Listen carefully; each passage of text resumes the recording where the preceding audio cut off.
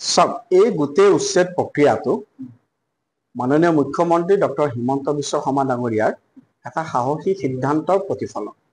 প্ৰথম কথা, এই উচ্ছেদ আমি কিহৰ কাৰণে কৰিছো? যাতে আমাৰ বনাঞ্চলসমূহ মুক্ত হয়। এই উচ্ছেদ আমি কিহৰ কাৰণে কৰিছো? যাতে আমাক যিবোৰ বিল, খাল, পুখুৰী সকলোতে বেদখল হৈছিল, সেই বেদখলসমূহ মুক্ত কৰি প্ৰাকৃতিক ভাৰসাম্যতা আমি ৰক্ষা কৰিব পাৰোঁ। প্ৰথম কথা, আমাৰ যিসমূহ প্ৰাকৃতিক সম্পদ, সেই প্ৰাকৃতিক সম্পদসমূহ যাতে সৎব্যৱহাৰ কৰিব পাৰোঁ, তাৰ কাৰণে এই উচ্ছেদ কাৰ্য। আৰু আমি দেখিছোঁ যে বেদখলকাৰীসকলে হাজাৰ হাজাৰ বিঘা মাটি এনেদৰে বেদখল কৰিছিল। ট্ৰাইবেল ব্লক, ট্ৰাইবেল বেল্ট, আমাৰ সত্ৰৰ মাটি, নামঘৰৰ মাটিৰ পৰা আৰম্ভ কৰি বহুখিনি জেগা বেদখল কৰিছে।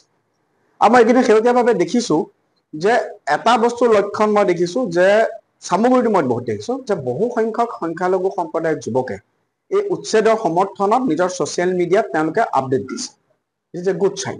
গতিকে মই সকলোকে আহ্বান জনাম যে মাননীয় মুখ্যমন্ত্ৰী ডক্টৰ হিমন্ত বিশ্ব শৰ্মা ডাঙৰীয়াৰ নেতৃত্বত অসমৰ প্ৰাকৃতিক সম্পদসমূহ সংৰক্ষণৰ কাৰণে, অসমৰ প্ৰাকৃতিক সম্পদসমূহ ৰক্ষণাবেক্ষণৰ বাবে যি উচ্ছেদ চলাইছে সাহসিক সিদ্ধান্ত, এই সাহসিক সিদ্ধান্তৰ প্ৰতি আপোনালোকে সহমৰ্মিতা প্ৰকাশ কৰক।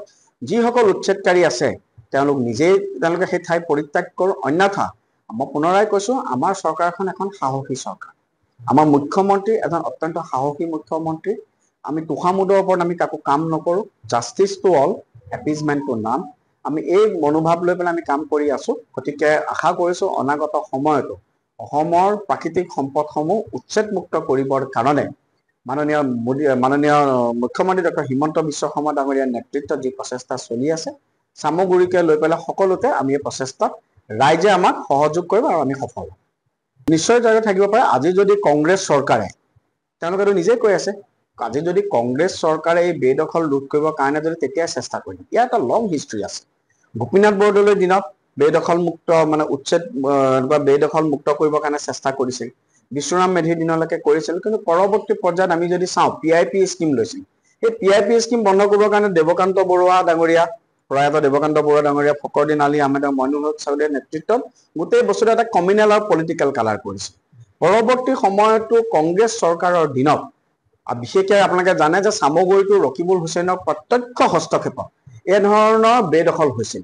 তাত তেখেতৰ ব্যক্তিগত স্বাৰ্থ জড়িত আছিল। গতিকে এই মানুহসকলৰ প্ৰকৃত দুৰ্দশাৰ কাৰণ কোনো তেতিয়া কংগ্ৰেছ চৰকাৰ আৰু আজিৰ ধুবুৰী সাংসদ ৰকিবুল হুছেইন ডাঙৰীয়া। এতিয়া তেওঁলোকে ইয়াত ক্ৰকডাইল টিয়াৰ্ছ দি পেলাই লাভ নাই। ইয়াত তেওঁলোকে এতিয়া ঘৰিয়ালৰ চকু পানী টুকি লাভ নাই। প্ৰথম কথা, এই মানুহখিনিক বেদখল কৰিবৰ কাৰণে উচুতাই পেলাই, মই পুনৰ সদায় কওঁ যে কংগ্ৰেছ দলটো উচুতাই জোল খোৱা দল। তেওঁলোকে সাপ হৈ খুটে, বেজ হৈ জাৰে। গতিকে কংগ্ৰেছৰ এই চৰিত্ৰকে ৰাইজে দেখি উঠিছে। আজি আপোনালোকে গোৱালপাৰাটো চাওক, বহুত ৰাইজ ওলাই আহিছে উচ্ছেদৰ সমৰ্থনত। আজি বহু জেগাত খিলঞ্জীয়া মুছলমান ৰাইজ ওলাই আহিছে উচ্ছেদৰ সমৰ্থনত। উচ্ছেদৰ সমৰ্থনত আজি গাঁৱে গাঁৱে সংখ্যালঘু গাঁওসমূহতো আজিৰ দিনত চাইনবোৰ্ড লাগিছে উচ্ছেদৰ সমৰ্থনত। It is a good sign.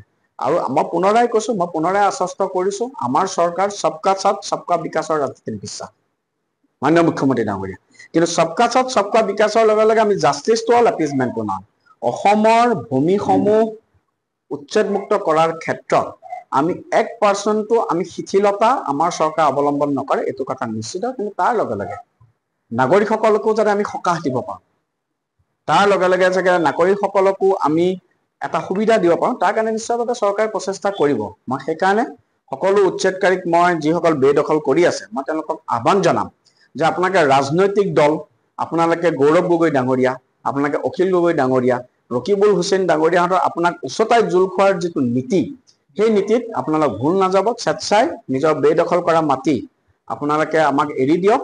আৰু আমাৰ যি চৰকাৰখনৰ লক্ষ্য, বেদখল মুক্ত আমাৰ বনাঞ্চলসমূহ, আমাৰ ৰাজ্যিক সম্পদসমূহ মুক্ত কৰাৰ ক্ষেত্ৰত আপোনালোকে আমাক সহায় আৰু সহযোগিতা চাওক। মানে আদানী আম্বানী যোনে কথা কৈছে, তেওঁলোকৰ মতে ৰবাৰ্ট বাদ্ৰাক মাতি দিব লাগে, তেওঁলোকৰ মতে ৰবাৰ্ট বাদ্ৰাক মাতি দিব লাগে, ছোনিয়া গান্ধীৰ জোঁৱায়েকক মাতি দিব লাগে। মইতো ব্যক্তিগতভাৱে কওঁ, আদানী আৰু আম্বানী, মই ব্যক্তিগতভাৱে কওঁ, আদানী আৰু আম্বানীটো দেশৰ গৌৰৱ। তেওঁলোকে লাখ লাখ যুৱকক সংস্থাপন দিছে, দেশৰ কাৰণে কৰিছে। কিন্তু আটাইতকৈ ডাঙৰ কথা, সদায় এনেকুৱা এটা ফেক নেৰেটিভ বনায়। ক'ত আদানী আৰু আম্বানীক মাতি দিছে? কাৰ সময়ত যেনেকৈ কৈছিল লাখ লাখ কোটি কোটি বাংলাদেশী আহিব, কাৰটো তেওঁলোকৰ ফেইল হ'ল।